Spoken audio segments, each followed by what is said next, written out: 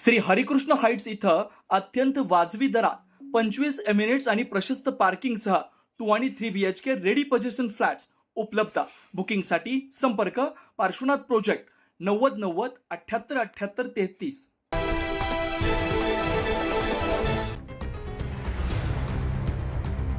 स्वतःला आध्यात्मिक गुरु आणि कृष्णावतार समजणाऱ्या भोंदू अशोक खरात याच्या अडचणी दिवसेंदिवस वाढताना दिसत आहेत। आज नाशिक जिल्हा व सत्र न्यायालयात खरात यांना हजर करण्यात आलं होतं। या सुनावणीनंतर न्यायालयाने त्याला न्यायालयीन कोठडी सुनावली।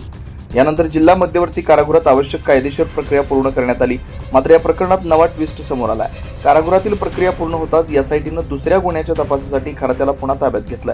दरम्यान उद्या पुन्हा अशोक खरात यांना नाशिक जिल्हा सत्र न्यायालयात सुनावणीसाठी हजर करण्यात येणार आहे। या सुनावणीत न्यायालय काय निर्णय देणार याकडे नाशिकसह संपूर्ण राज्याचं लक्ष आहे। विशेष म्हणजे अशोक खरात यांच्या विरोधातील गुन्ह्यांची संख्या दिवसेंदिवस वाढतीये।